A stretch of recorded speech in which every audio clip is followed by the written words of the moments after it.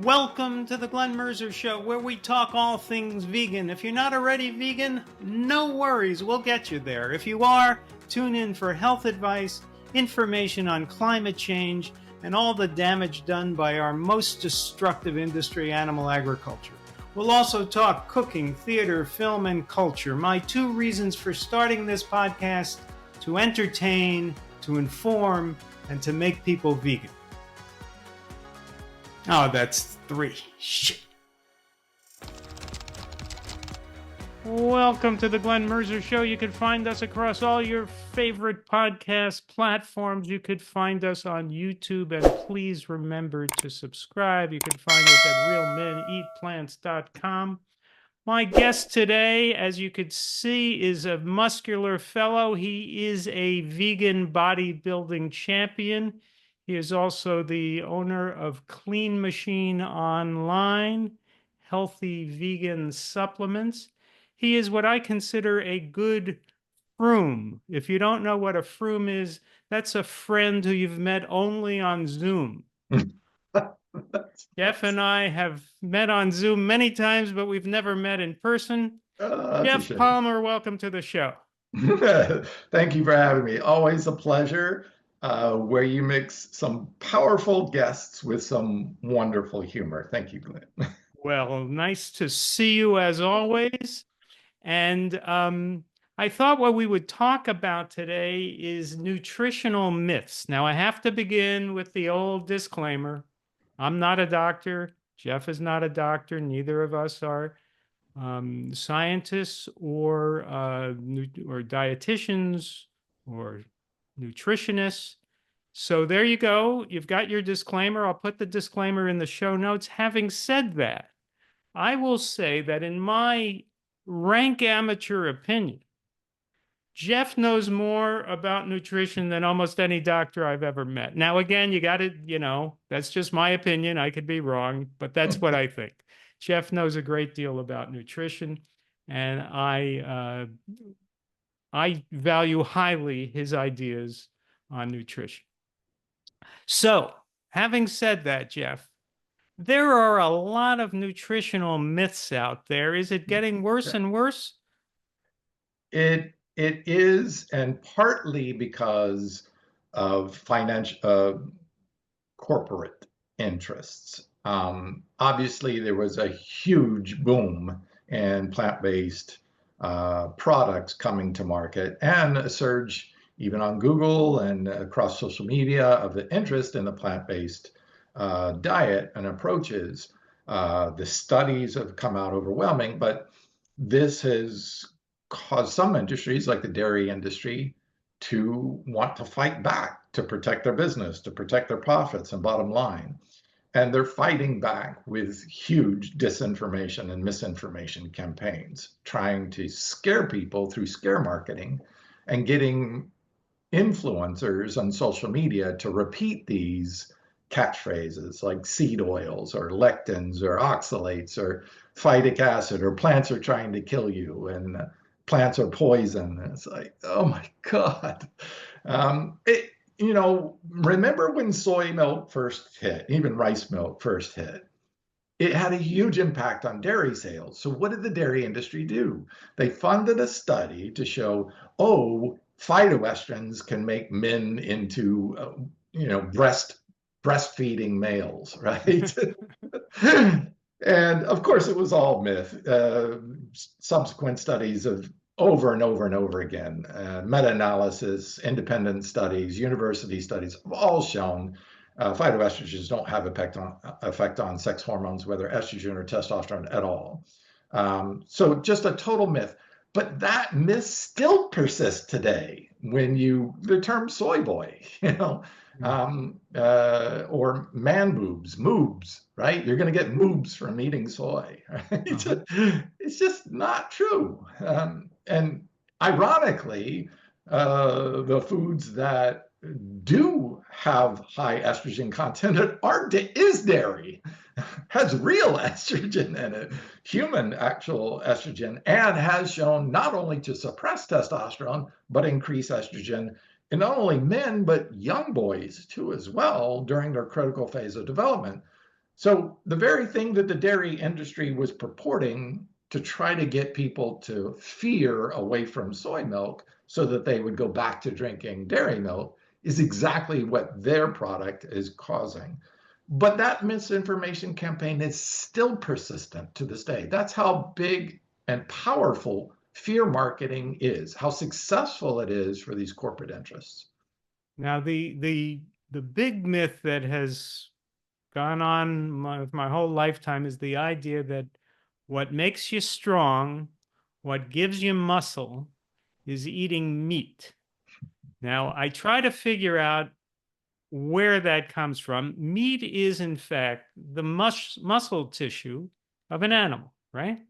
So I guess the idea is that if you eat muscle, you get muscle.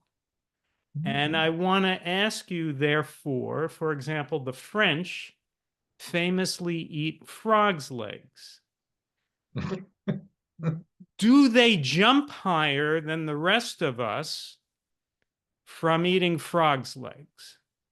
Is there any study in the New England Journal of Medicine that shows that if you eat a lot of frogs' legs, you will jump very high? What's worse than that is the Asian countries' habit of eating tiger penis. Oh, I didn't know about that. Yes, What does that do for you? and ground rhino horn, Uh-huh. supposed to make you hornier, Uh-huh. pun intended. Yeah. Yeah, and tiger penis, by eating tiger penis, they believed they would get longer male members, um, Wow. which is obviously not the case. So that doesn't work. If it were working, there would be a There would be run very, on. very few tigers left. Just like this, the soy myth. I don't know. Every time I post it, small-breasted women always come onto my post and say, "Oh my God, I'd be eating soy every single day if it actually caused your breasts to grow." Now, um, eating liver. When I was a child, my mother actually fed me liver, and she actually Yes. loved me, but it's hard to explain. But she fed me liver. Eating liver, would that be good for your liver? No, and unfortunately, just the opposite. Okay, so where did this myth come from? Heme iron, is very rich in liver. So they say eat your liver in order to get more heme iron. We used to think that heme iron was superior to plant-based iron because it's free iron. It's unattached to anything. So it goes right into the bloodstream and skyrockets the iron levels in the blood. And I think, oh, that's a much more efficient way of getting iron into the system. We now know that that actually causes disease states. That rush of iron in its free state. What is iron? Iron is a metal. What happens when you get a metal wet? Especially iron, it rusts, it oxidizes. Well, what's our whole body is water. So when you have this free iron in there touching water, it begins to oxidize. It captures oxygen molecules and then becomes corrosive. Oxygen is actually one of the most corrosive molecules on Earth. And our body actually uses oxygen to break down fat because it's so good at being corrosive. We have an antioxidant system that actually binds to that oxygen to prevent it from doing that. But when you have that big rush of heme iron getting into the blood system, you've got much more than we can neutralize as far as oxidation. Well, that oxidation has a scientific name for it. It's called ferroptosis. Ferro meaning iron, and optosis meaning cell death. And that's what happens when iron oxidizes in the body. So our liver actually produces a chemical called hepcidin to block that heme iron from getting into our bloodstream to prevent ferroptosis from wrecking our entire body, damaging all kinds of cells in our body. Now, when that ferroptosis blocks the heme iron from getting in from our digestive tract, heme iron builds up in the digestive tract and starts killing and destroying and causing colorectal cancer. Colorectal cancer is now the #1 cancer killer of men under 50 years of age. It's Yeah, because younger and they're younger eating people meat. are coming down with this. 20-year-old people now colorectal cancer. We've never seen that until, of course, these fad diets like keto diets and carnivore Paleo, diets, paleo, carnivore, low carnivore. carb. All of these are high heme iron diets because heme iron is only found in flesh. Heme iron doesn't exist in the plant kingdom. It only comes from animal flesh. The plants actually bind heme iron to a wonderful antioxidant, super powerful antioxidant to prevent that iron from oxidizing and causing it. Not only that, when that phytate breaks off of it, we used to think, oh, you've heard Dr. Gundry or maybe Dr. Berg or some of these other quack doctors out there spouting books, selling books based on fad diets. And they're like, oh, phytate binds to iron so we don't absorb it. No, phytate regulates the release of iron so we don't get too much in the system. It's protecting us from getting a heme iron imbalance. So the heme iron, our microbiome will break off that phytic acid and release the iron only when we need it. Our actual body sends chemical messages to our microbiome to tell us when and where we need that iron. Otherwise, it's protected. This is the proper way to consume iron from plants. And this is a key to health, is to trust your body. Your body will manufacture just the amount of cholesterol you need. You don't have to take in dietary cholesterol. That's going to screw things up. Your body will release iron from the stores of iron that it gets from plants. You don't need to take in the heme iron that floods your body. That's it in a And I nutshell. think there's another analogy there with omega-3 fatty acids, is there not? So go into that one. Okay, so one, this whole omega-3 to omega-6. All right, where did this all start? A study in the 60s on Inuit peoples, what we call Eskimos, right? People living in the Alaska area. And they said, hey, wait a minute, these people are not getting heart attacks. They're not dying of heart attacks because they looked at the registry and see what they're dying, and none of them hardly were dying of heart attacks. And they're like, well, it's because they're eating so much fish. It must be the omega-3.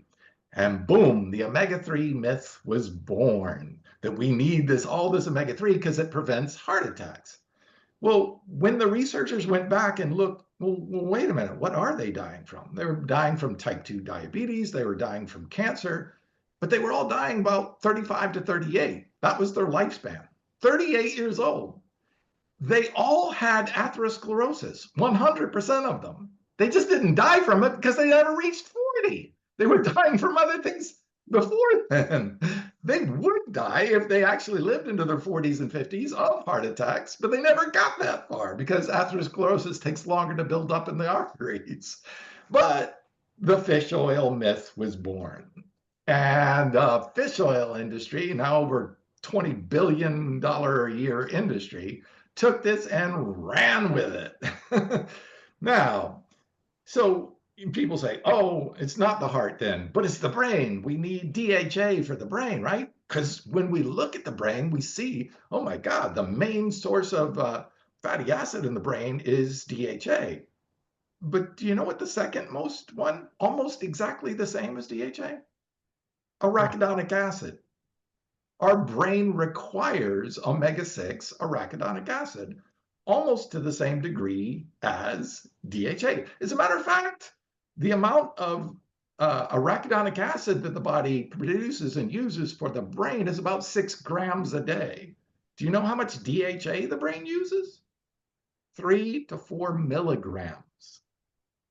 6,000 milligrams of arachidonic acid, 4 milligrams of DHA. So why on earth are humans taking 250 to 1,000 to several thousand milligrams of DHA to provide the brain with 3 to 4 milligrams? Sales and marketing done by the fish oil industry. Okay, omega-3 conversion to DHA. So 90 to 98% of everybody's diet, I don't care what you're eating unless you're carnivore, but every omnivore eating person, 90+% of your omega-3s come from ALA from plants. So why are we focused on the 4 to 5% that's coming from animals? I don't get it. When you look at the studies, vegans were consuming on average 2.69 grams of ALA a day. Omnivores and meat eaters, 1 gram. So we're 2.5 times higher intake of omega-3 than the common omnivore. All right. So we're intaking a lot more than 2.5 times more than somebody eating an omnivorous diet, a mixed diet of plants and animals. So why the low conversion of the blood? All right. So they started with this blood test, the omega-3 blood test. Bill Harris, the inventor of the omega-3 blood test, actually had to come out recently and say the omega-3 blood test is not effective for those only consuming ALA because it doesn't measure that. So vegans have been getting their omega-3 blood test and saying, oh, I don't have any DHA. Well, that's because ALA does not convert to DHA in the blood. It converts to DHA in the liver. Why is that? Because ALA converting to DHA in the blood would increase LDL cholesterol, would block your body's ability to create its own DHA, would interfere with the health benefits of EPA. It blocks and blunts the health benefits of EPA. And then on top of that, it can negatively impact the heart, causing atrial fibrillation. We've got dozens of over 30 different studies have shown that high amounts of DHA cause atrial fibrillation. It's not debatable at this point. And it's because DHA causes fluidity, cellular fluidity. So when the heart has to pump, it needs a nice rigid wall, to stiff pump, right? To pump that blood. When you make the membranes fluid by adding more DHA, it becomes squishy and watery, and now you get irregular heartbeat. That irregular heartbeat increases your risk for heart attack by 63% in published human research. Not only that, it increases because it's irregularly pushing blood into the brain. So light volume, heavy volume, light volume, heavy volume. It's pounding the small blood vessels in the brain and causing strokes. It's causing dementia. It's causing the small blood vessels that reach the different parts of our brain to burst and to die. And then that part of the brain does not get blood flow, does not get oxygen, and there's dementia. Atrial fibrillation, which can be caused by consuming preformed DHA, even from algae, the atrial fibrillation can lead to a 220% increase in dementia. So you have to be careful, therefore, about taking any supplements with DHA. Is that what you're saying? Preformed supplemental DHA, or obviously the preformed DHA that's in fish or in animal products. This is why we can clearly see that the human body is designed to take ALA in its precursor form only from plants. Animals don't make ALA, period. Nothing. No eggs, fish, nothing. All right. So comes into the body escorts it out of the bloodstream. First, it converts to EPA. It does that very efficiently. There's never been any argument about ALA converting to EPA because we know it does, and it does it very efficiently. Actually, it does it more efficiently in vegans than it does in omnivores. Why is that? Because our body sees, if you have an input of something in its preformed state, our body says, oh, okay, great. I don't need to produce the enzyme. Let's save that protein. Let's save that energy production and produce less of the enzyme for converting because it's already pre-converted for us. So I don't have to make it myself. That's the energy conservation principle that runs our entire body. If we don't need to use it, we lose it. Same if you take testosterone. If you put it into somebody's body through injection or a pill form, our body says, oh, great, I don't have to make my own, shuts down production of testosterone. Now, that can lead to the permanent shutdown of testosterone in people where they have to stay on testosterone the whole lot. Same with thyroids. But this is a little different. It's nutritive, so our body can bounce back. But if you only give the body its precursor. It says, all right, we got a great source of the precursor. Let's produce even more of the enzymes. And the process becomes even more efficient. So vegans in the EPIC Norfolk study showed that vegans had the highest rates of ALA to DHA conversion because we are telling the body, convert the precursor, not telling the body by sending in preformed DHA, you don't have to produce that enzyme to convert it. So the studies were looking at people who were omnivorous, right? But when you looked at people that were vegan, a whole different system was going on. So the assumption was, oh, we don't produce enough of the enzymes to convert. No, that's in them because you're already sending it pre-converted. But when you stop sending it pre-converted completely, the body says, great, let's just pump out these enzymes all day long. And now you become even more efficient at converting it than those who are getting it from food or supplements. So part of the lesson there is that if they do studies on the broad American population, which overwhelmingly is omnivorous, they can come to the wrong conclusions about what the body needs, just like they could come to the wrong conclusions if they do a study on the value of a colonoscopy, because they're testing this on the broad population that's eating meat and carcinogenic compounds and may have more of a need for a colonoscopy than someone eating a healthy plant-rich diet. All right, if you've ever wanted to show off your plant-based lifestyle and do it in style, here's your chance. We have some of the most amazing t-shirts, hats, accessories, coffee mugs, and more at shop.realmeneatplants.com. We have statement t-shirts that will bring a smile to everyone's face. I love the I want tofu tonight tee. Plus, we have podcast tees, Real Women Eat Plants gear, Real Kids Eat Plants, and Real People Eat Plants, just in case men, women, and kids didn't cover it all. Yeah, we love you and love that you want to show off that healthy lifestyle of yours. Again, check out our high-quality gear at shop.realmeneatplants.com and enjoy.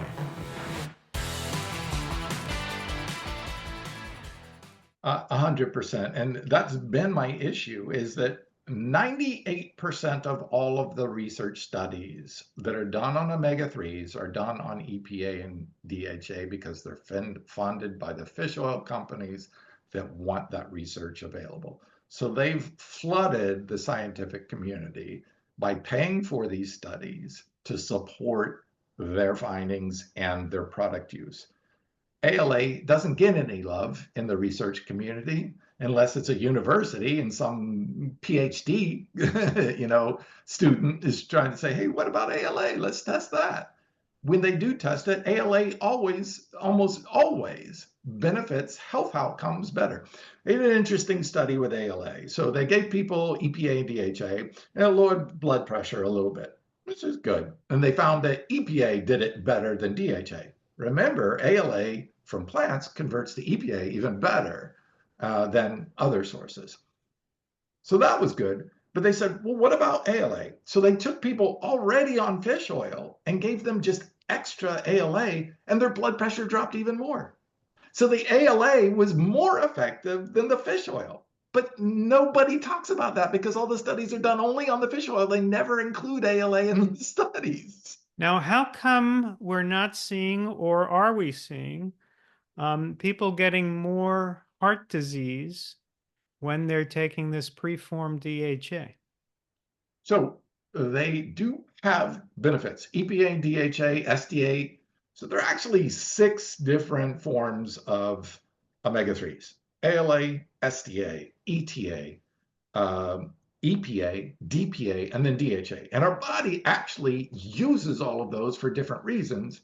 And even cooler, each one of those forms breaks down into different metabolites called proresolvins and oxylipins. Oxylipins are getting a lot of research recently because there are oxylipins that are unique to ALA and SDA, the first 2, which only come from plants, by the way. And those oxylipins have health benefits both in the gut and in the body that could potentially be more anti-inflammatory than EPA and DHA themselves. So there's a whole other group called eicosanoids, which are metabolites, that show that DHA could actually be pro-inflammatory. So this whole dance that's going on in the body using some omega-6 and some omega-3 and EPA, DHA, and arachidonic acid, and GLA and DGLA, and all of this dance is going on by the body, and it's controlled by the body epigenetically turning on and off genes to produce enzymes to convert a little bit more of GLA, a little bit more of EPA, a little bit more of DHA. And it's carefully balancing this based on your gender, based on your health conditions, based on your exercise levels, based on your age, based on your physiology, based on your food intake. All of these are being balanced by the body. And then we come along and say, oh, let's just take this preformed version of this and jam it into the system. And the body's like, whoa, you just sent this whole orchestrated system that I am self-regulating through all these enzymes. You just threw it out of balance. It's so frustrating to see human beings think they know better than our own physiology. But is there any evidence that these DHA, preformed DHA supplements are increasing heart disease? Yes. Tell us about that. And I just explained a little bit about it, but here's the deal with DHA. Preformed DHA is known. It is not arguable. It is known to cause cellular fluidity. That's how much fluid is in a cell. There are membranes to the heart that have a very delicate balance on how much fluidity. Too much fluidity can get bad things into the cell. When you make something very fluid, it means things are porous and can come into the cell. We see this with prostate and DHA too as well, that actual toxins can get into the prostate and increase your risk for prostate cancer because it's too fluid. So you don't want too much DHA. If you look at the conversion, ALA, SDA, ETA, EPA, DPA, and then DHA at the very bottom, why is DHA the last conversion step? Because you have 5 opportunities to slow down or stop the conversion so that the body can regulate DHA. So the body has a very, very tight control of how much DHA is in the system so it doesn't cause hyperfluidity of tissues that could be damaged because of this. This is why our body has it at the very last step. You know, if you can turn on and off the spigots at each rate, you can make sure the bottom one only gets the exact amount you need. And we're throwing it in at the bottom here and just overriding the whole system, causing it to go out of balance. It's interesting with arachidonic acid. Most people are saying, oh, seed oils, high in omega-6, causing inflammation because omega-6 converts to arachidonic acid, which is pro-inflammatory. Okay, arachidonic acid is pro-inflammatory, and there's a good reason for that. We need pro-inflammation at times. When you get injured, it swells up. That's a healing process. When you work out, you actually increase the release of arachidonic acid in the muscle, and that sends a cell signaling, hey, come over and build and repair this muscle because you just stressed it. Well, this is great. This is what arachidonic acid is for. So they did a study and said, well, if that's the case, let's take omega-3 LA from plants, right? The first one, and let's give them 6 times the amount that's average used in America. 600% increase and see how it affects arachidonic acid. 0 effect on arachidonic acid because the body did not convert that LA because it didn't need it. So the body is only converting. They said, well, what about the opposite? What if we reduced so they almost eliminated 90% because we do need some omega-6. And so they took 90% away from the diet and 0 change in the amount of arachidonic acid in the bloodstream. The body is maintaining homeostasis regardless of your intake of seed oils or omega-6. Omega-6s don't cause inflammation. Inflammation is a response to the body needing inflammation. Now, you can actually take dietary arachidonic acid and increase arachidonic acid levels in the body. But arachidonic acid is not found in the plant kingdom.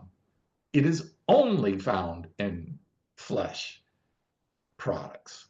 So the only way you can get preformed arachidonic acid, same with DHA, the only way you can get preformed DHA is animal products. And both of them, preformed DHA and preformed arachidonic acid, can cause health detriments in the human body. Clearly, once again, we're seeing ALA and LA, the omega-6 and the omega-3, only come from plants, and the body can regulate and keep perfect balance for each tissue, for each age, for each individual through its regulatory process. When you dump in DHA or arachidonic acid, only comes from animals, not found in the plant kingdom, either one at all, you disrupt the balance of omegas in the human body. So it's another case of if your body synthesizes it, maybe you shouldn't be getting it preformed from an external source. Correct. Same with thyroid hormone or testosterone. They tell you if you go on thyroxine or Armour, you're going to be on thyroid hormone the rest of your life because it causes the body to shut down its own production. You are interfering with the natural processes of the human body if you are taking preformed DHA from algae or fish or preformed arachidonic acid by eating animal products. It's really clear based on the foundational, remember, these are essential fats. We cannot survive without them. And the best forms only come from plants. They are not found in the animal kingdom. Now, you mentioned this Dr. Gundry, who I've seen on TV. He's got something against lectins, doesn't he? Tell us about that. Yeah, so Tell us what lectins are. So lectins are part of the human defense system to protect us against cancer cells. Why anyone would be talking down lectins, I encourage anybody listening to this to type in the words in Google, plant lectins cancer. What you're going to see is a whole host of studies showing all the benefits of plant lectins. All right, so they bind to carbohydrates, lectins do. Okay, this is a really good thing because then we can actually our body can take these plant lectins and feed them to cancer cells to cause them to die, disrupt their growth, stop them from growing, and then kill them. So this is a line of defense. Our body uses these plant lectins to kill cancer cells on a day-to-day basis. So I'm thinking like, oh my God. So we see from research when we are not getting enough plant lectins from plant-based foods, our body figured out a way to copy the lectins that are in plants and make our own to try to kill these cancer cells.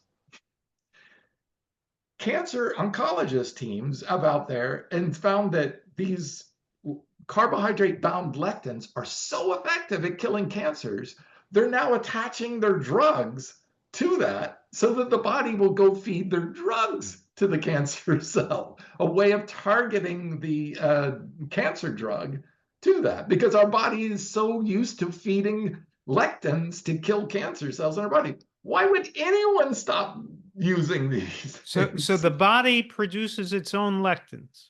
Human lectins are yes, and you can look that up. They're called endogenously formed or formed inside by our body. Our body creates its own lectins to mimic the health benefits of plant lectins. So is there any difference in the efficacy of endogenous versus exogenous lectins?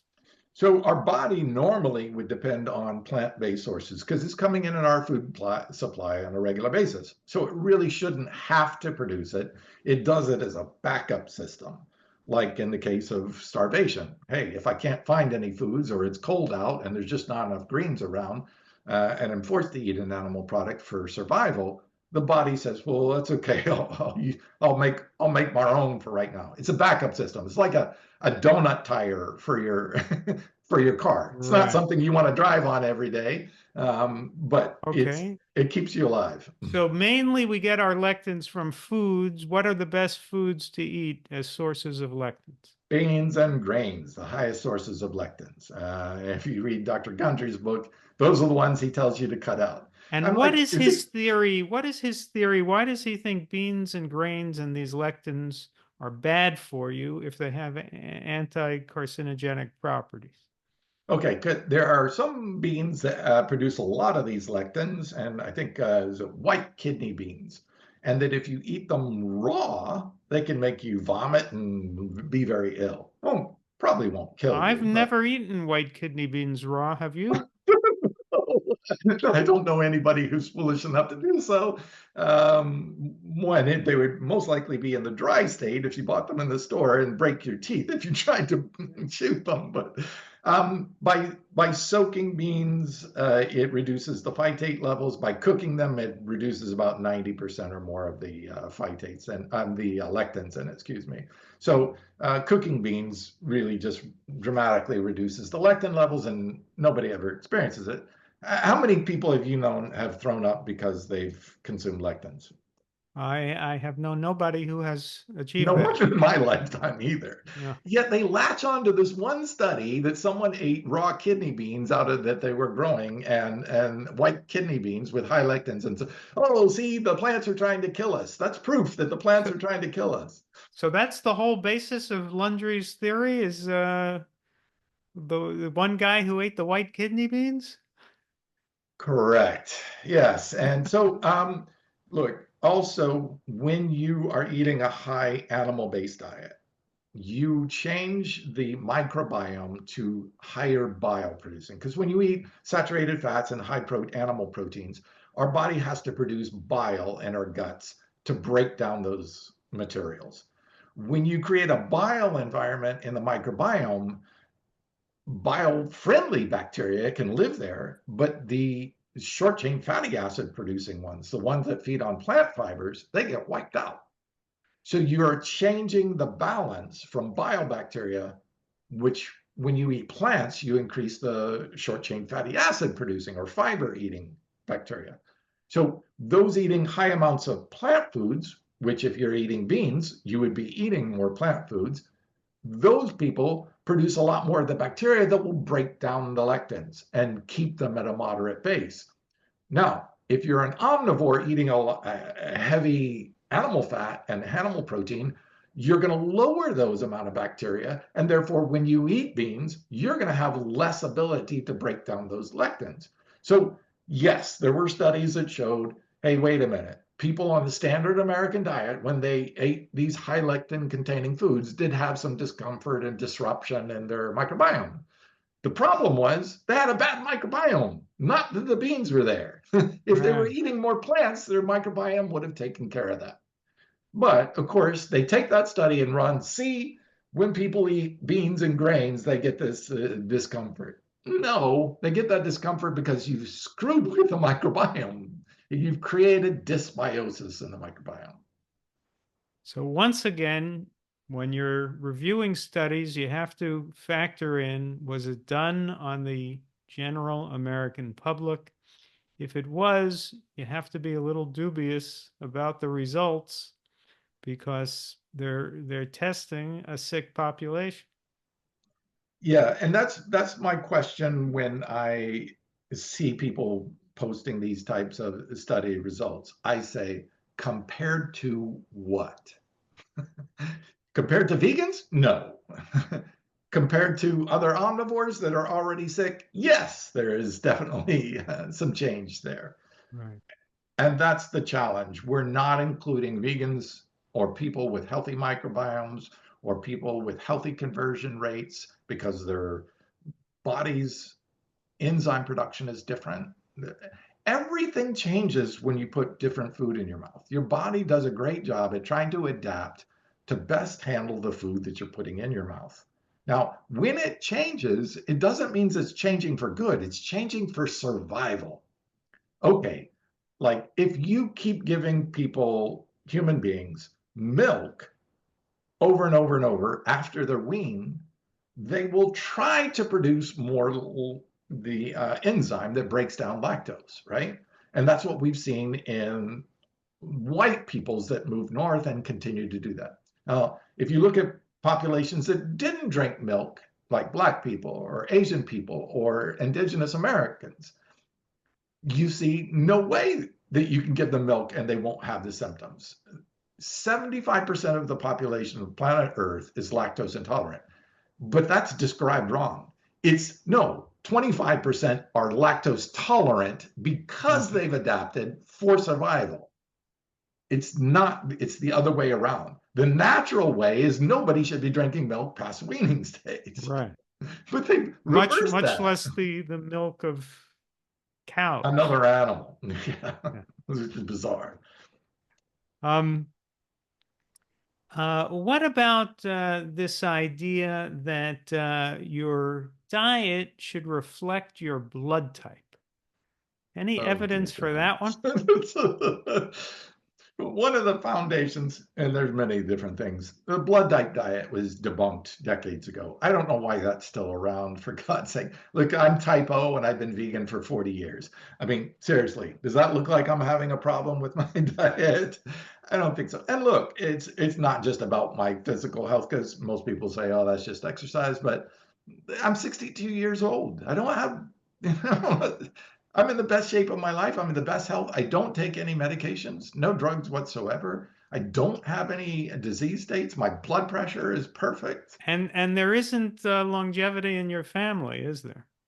No, unfortunately, both my mother and father died before they reached 60. Both of my brothers died before they reached 60, and I'm 62 years old, and I'm pushing 450 pounds in the gym today. So it's the plants. It really is. Plants are medicine. That's 60% of all of our medicinal drugs for healing come from plants. I just want to note that I also in the gym today pushed 450 pounds, but it didn't move. You know, so. Yeah, I guess that's a good caveat there. Yeah, but you know, I had hernia surgery not long ago, so I can't compete with you right now.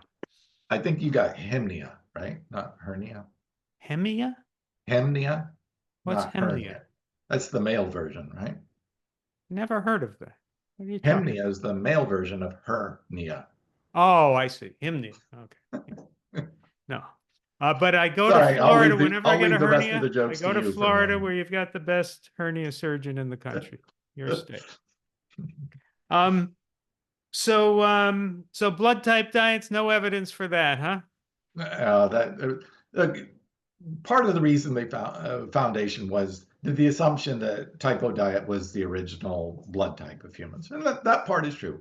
So with every one of these fads, they pick one aspect that is inarguably true and accurate, and then they build this other story all around it that is not. So that part is true. Type O was the original blood type before different variations came around. But the assumption was, oh, we were meat eaters back then. Cavemen, all we ate is meat. Almost all of the studies coming out, including the new radioactive studies. So carbon, which is the backbone of carbohydrates and proteins, breaks down at a certain level and leaves a fingerprint in our bones. So we can actually now look at the bones and see what ancient peoples were eating. Almost every single study that is coming out has shown 90+% plant products. So we look at the coprolites, which are the fossilized human poop. Every single continent, they found at least 100 grams per day intake of fiber. Now, modern Americans are eating 10 to 15 grams of fiber.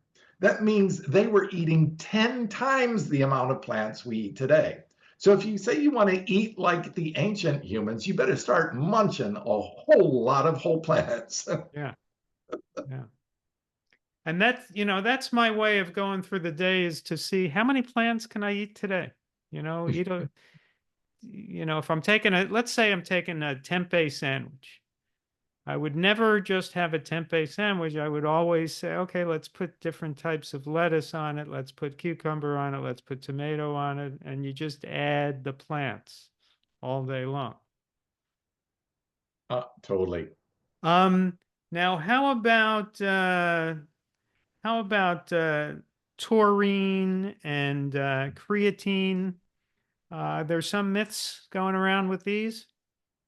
Yes, the list goes on. Oh, you can't get carnosine, you can't get taurine, you can't get blah, blah, blah, you can't get. Well, some of this is true. But every single one of these you can find either are in plant foods in the right amounts and the right forms, or they are produced by the human body, like creatine. Creatine is produced endogenously. So our body makes its own creatine and taurine. So when you look at, so here's interesting how the assumptions from a study can be quite different from what the body is actually doing. So they looked at people and they found those with the highest rates of taurine had the longest lifespan. And they look at the diets and they say, oh my God, plants don't make taurine, which is true. It's actually made only by animals. Guess what humans are? We're an animal. Oh, wow. That means we make it just like every other animal on the planet does? How about that?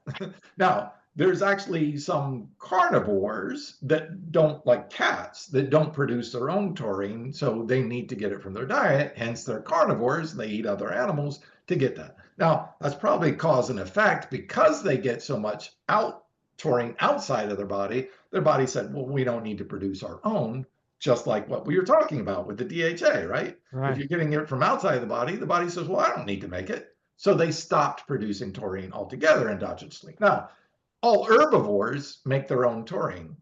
Guess what humans do? I wonder if we're herbivores then. Okay, so they say, yeah, but because you're lower intake, you're going to have shorter lifespan.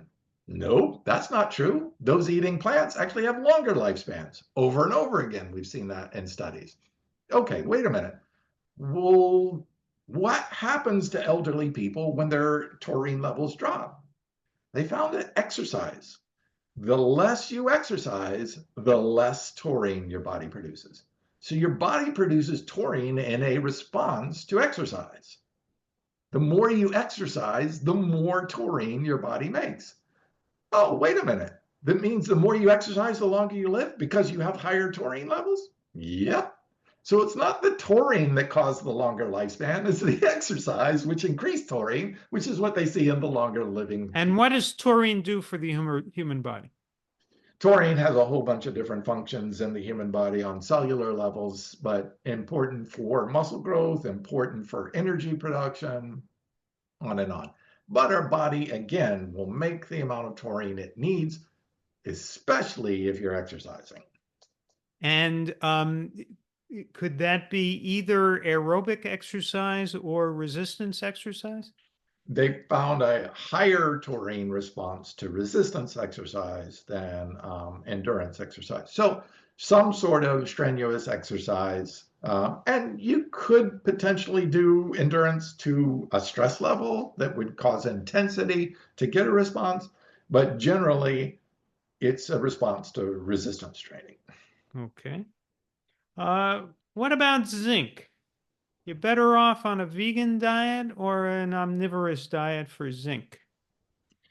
So zinc is one of those minerals that has been unfortunately depleted from our soil, just like iodine has. This is a problem of us not getting it in our food supply because of modern agricultural practices. If we were actually folding in plants back into the ground, we would be recirculating the zinc that the plant actually pulls up from the soil. Instead, they're just putting artificial synthetic fertilizers on the soil, which give them the nitrogen the plant needs to grow, but it's not remineralizing the soil. You keep doing that year after year in a monocrop, which is growing a single crop there, it's going to deplete the soil of zinc, of iodine, and oh God, what's the other one? There's one other mineral that I can't think of right now.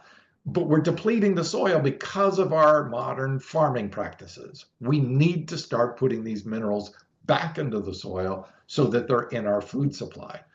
it's not the food that's a problem. Don't blame the plants for what humans are doing to the plants.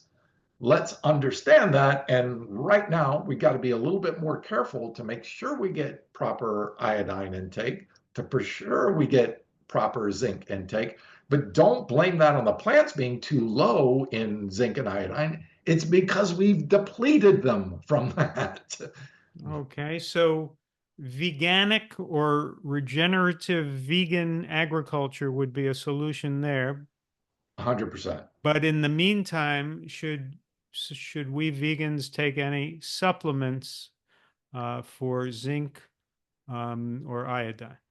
Or use a macro and nutrient calculator like MyFitnessPal or Chronometer and track your food to see for sure if you're meeting your minimum requirements through your food. If you're not, either change your diet so that you are, like including pepitas or pumpkin seeds, which are a good source of zinc and a regular part of your diet, or including a hazelnut, once or a Brazil nut rather, to get proper amounts. But which is also sure good for selenium. That's the other one I was trying to think of. Yes, selenium. I actually met the doctor who wrote the book on selenium and showed that we've depleted it by 95% out of the soil in modern farmer practices.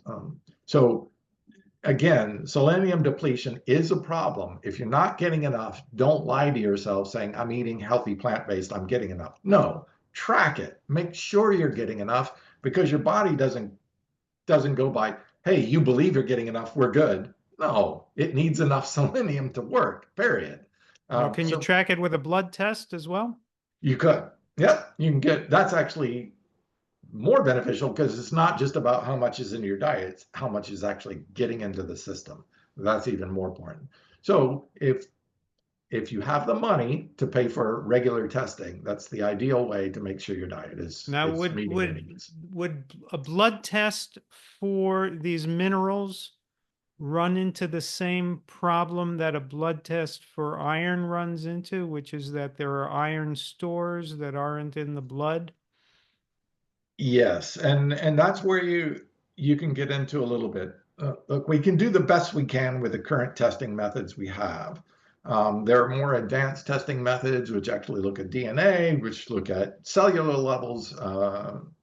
There's biopsies, though I don't know that people want to go around doing punch biopsies all over their body, especially your brain, to find out if you're getting enough nutrition. So there's, for the average person, we got to do the best we can, which tracking or blood test, once a year at least, blood test to find out where your levels are and everything, and then start addressing them either through your diet. Because look, if you work out, it's going to change your nutritional needs. If you are exposed to certain things because of your workplace or because of your whatever, if you're not as active, that's going to change things. If your gut health is different, if you've taken antibiotics, it's going to change your gut microbiome levels.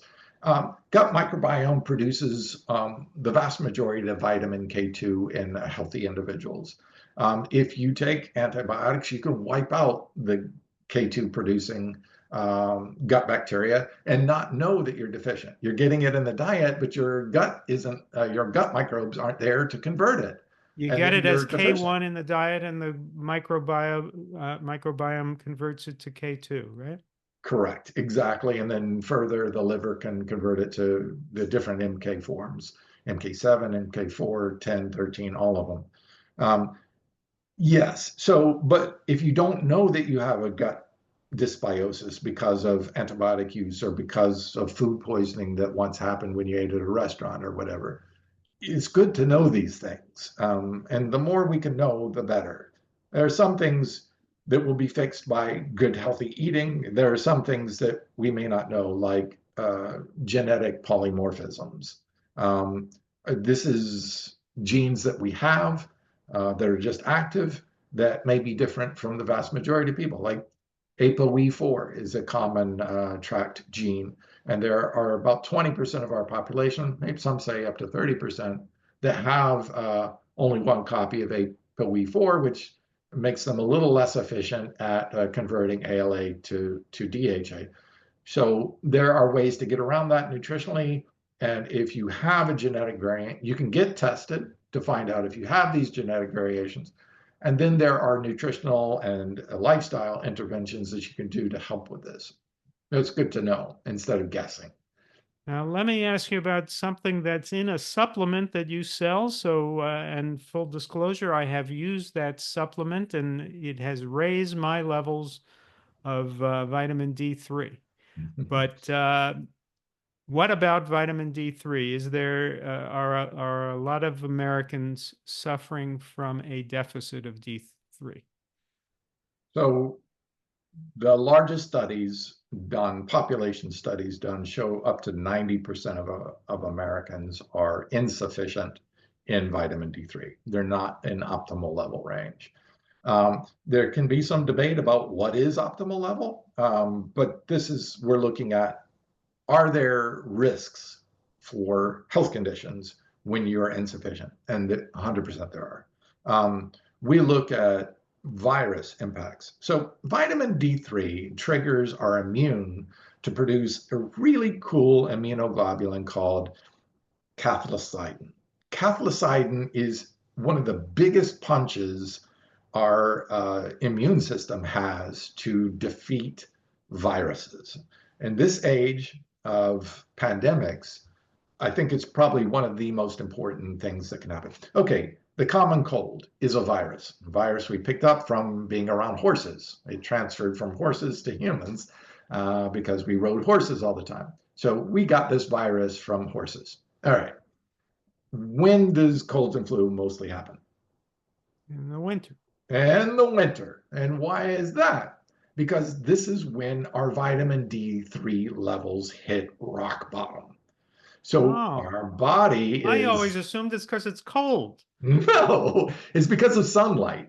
So we have the earth and we have the sun coming in. And when it's coming in straight, we get high vitamin D3 activation when the sun hits our skin. When the earth tilts and it's cold, the sun reflects off the surface and we don't get vitamin D3 activation. So if you're at North Carolina or higher, during the winter, you're getting almost no vitamin D3 activation because of the curvature of the earth and because sunlight is just not reaching us in sufficient amounts to cause vitamin D3. So if you look at studies, you can see us go from summer at the highest levels of D3 and winter at the bottom, and then summer. And it goes up in this perfect U shape. And you see that if you test every single month in humans, people living above this parallel all do that. Vitamin D3 in overweight people. We have 77% of our population is overweight or obese. Okay, D3 is fat soluble. So our fat sucks up vitamin D3 and holds it, and it makes it inactive. So the more body fat you have, the more vitamin D3 you actually need. We know this to be true.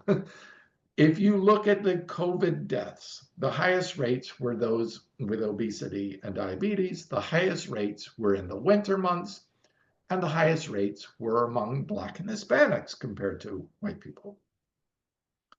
Lastly, the highest rates were in elderly. Elderly have the lowest D3. Blacks and Hispanics produce melanin.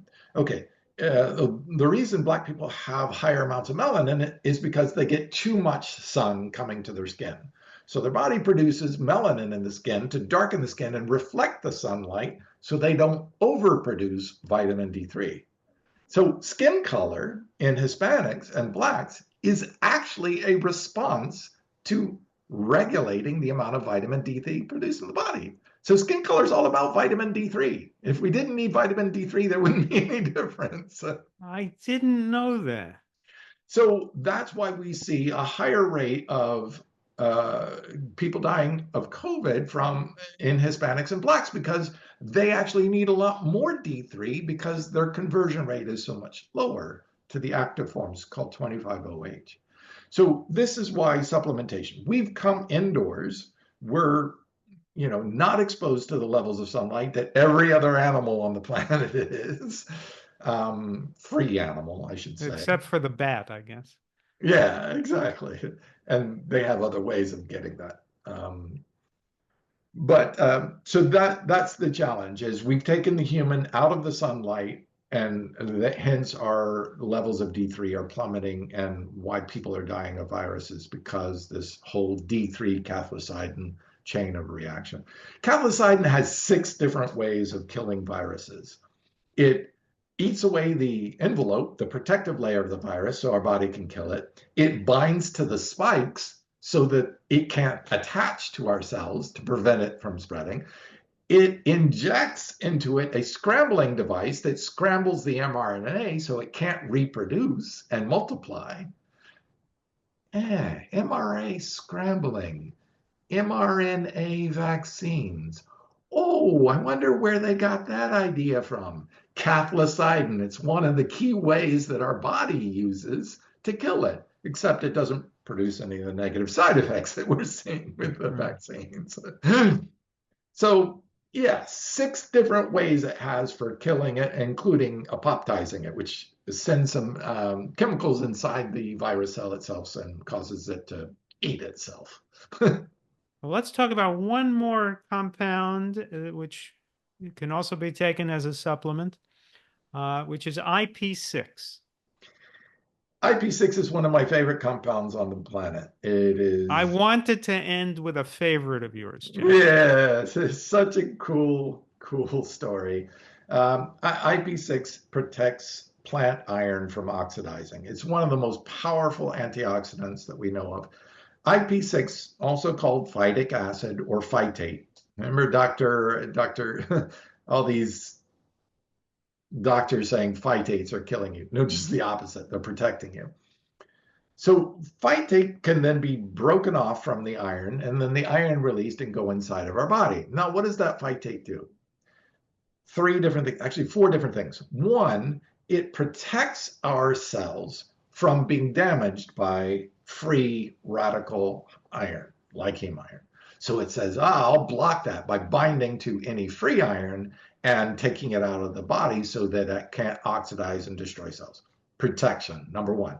Number 2, it can actually repair the cell and keep it functional if it has some damage to it. 3, if this cancer cell has gone too far, it can go in and apoptize the cell. So it's a cancer killer.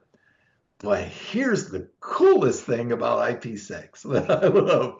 It can actually go into the cell, attach to the DNA, and correct the DNA and turn a cancer cell back into a normal, healthy, functioning cell. It's called cancer reversion. It's reverting a cancer cell back to a normal, healthy cell. There's not a drug on this planet that can do what beans and grains can do for you every single time you eat them. Now, it's in beans and grains. What about when people take supplemental IP6? Can they hope for those kind of miraculous results? So let me preface with IP6 is a natural supplement. Does your company Clean Machine make any IP6? We do not make IP6 because IP6 as a supplement in this particular use is used for therapeutic and should be used and directed only by a physician or practitioner of your choice. It could be a holistic practitioner, a naturopath, whatever. But this should be used under the advice and direction of that. And I say that because the amounts that you would use for someone with cancer would be therapeutic amounts and not normally found in our food supply. I encourage people to type in IP6 and just Google IP6 cancer. Just those two, capital I, capital P, 6. And that stands for inositol hexa, hence the 6, phosphatate. That's the chemical name of IP6. So it's IP, capital I, capital P, -6, and then type in cancer. You're going to see a bunch of cancer studies that show IP6 reverses cancer cells, blocks cancer cell metastasization, which is what kills people. It's extraordinary. Now, It's effective for certain types of cancers that have been tested so far. They haven't tested it on all cancers, but on the ones that they've tested on so far, it's been very effective. I had an N1, that's what they call in the science study, an N1, meaning how many people were in the study, N being the number of people, 1 being one person. So when you say it just as an anecdotal, it's N1. So I had a guy come into the store I was managing and said, look, I have kidney cancer. It's the size of a grapefruit, and they want to take out not one, but both my kidneys. And they probably give me 6 years left to live if I do that because of dialysis. He said, is there anything I can do before I do the surgery? Because my life's pretty much over after this decision. I said, I've been reading this research on IP6. They have PhDs on staff, this particular company, I believe it was Thorne Research. They can talk to you directly. I can't because it's not legal for me to talk about cancer or use of supplements for that. And he did that, and he called them and introduced them. They walked him through a procedure and stuff like that. I didn't hear from him from several months. And then I saw him walk through the door, and I'm like, oh my God, you're still here. And he came up and gave me a big hug, and his eyes started watering up, and he said, it's gone. It's gone. And he goes, I want to thank you, but my kids want to thank you too, because they get to keep their dad. And when you hear stuff like that, it's like, my God, this is why I do what I do. You know, people say, oh, you sell supplements because you want to make money and you're all about the money. Like, God, there couldn't be anything further from the truth. Hey, look, we all have to make money to eat and survive. But what I do is look for what the science is, what our physiology are, and what the plants are producing, and try to bring those together to show people, hey, this is what the research is saying. It's not getting out to the public, so I'm going to talk about it. And here's what the plants are doing that can help us with that particular situation. Because I think it empowers people to make decisions over the life that could have huge impacts, like this guy who had the kidney cancer. Right. I mean, that's just, for me, that's everything why I do what I do. You know, my mother and father and both brothers being dead before 60, I didn't have this information, you know, that I could have helped them, and maybe they'd still be here today. I would love that. And I know there are other people out there that have wife and kids, that have husbands, that have daughters and children and relatives, people they love and care about, that if they have this information, they help them and they could be here. If I can do that for just one person, I'm good. I will have lived a life that is very fulfilling to me. That's why I do what I do. That's why I love coming on and talking about with you, is because we can make a big difference in people's lives. Suffering sucks. There's no two ways around it. And I think we need to get beyond this dogma and polarization and tribalism around food. And let's go back and say, let's drop all that dialogue. It's not us against them. It's everybody on this planet. We all don't want to suffer. We all want to live healthier. No one wants to suffer from a debilitating disease like dementia or Alzheimer's. Let's talk about the research, not from you're right, I'm wrong, but let's just see, is this a better choice for me to make for my health, for my children's health, for my parents' health? And then let's have a real dialogue. And let's get beyond this polarized, dogmatic thinking of this tribalism. It's hurting people, and it's preventing us from understanding how to treat our body right. Okay, I'm off my soapbox, but Geoff, keep doing what you're doing. This is why I consider you one of my best frooms. I love that. And, you know, and it turns out that the diet that you and I recommend of eating plants all day long is also the best diet for the planet. And there might just be a reason for that.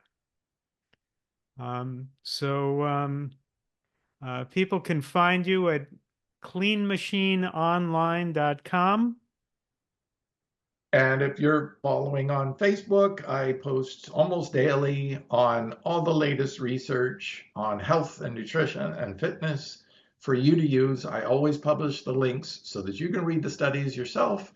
I distill down what's in the study if you're not scientifically inclined to make it real simple speak so that you can understand. The beautiful thing about the human body is that it's so intuitively brilliant. If we just understood it, we see how amazing this human body and our physiology really is. But you can catch that anytime on Geoff Palmer. Just search for me on Facebook and you'll see my posts on a regular basis. Well, for those who've just listened to this whole podcast, you know that I began by saying that, in my opinion, Geoff knows more about nutrition than most doctors. Just imagine if I had had this conversation with your MD.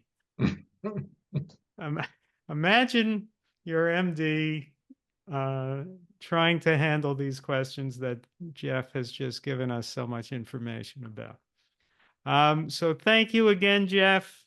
We will see you soon. I know you've got some new products coming up that we haven't discussed, but we will be discussing them soon, and I know they're going to be remarkable.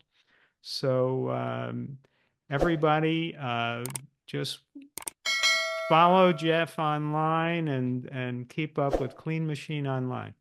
Take care. This has been the Glen Mercer Show, where everyone listening turns vegan, regains their health, and annoys their friends and relatives. Find us on YouTube at The Glen Mercer Show and across all your major podcast platforms. Don't forget to subscribe.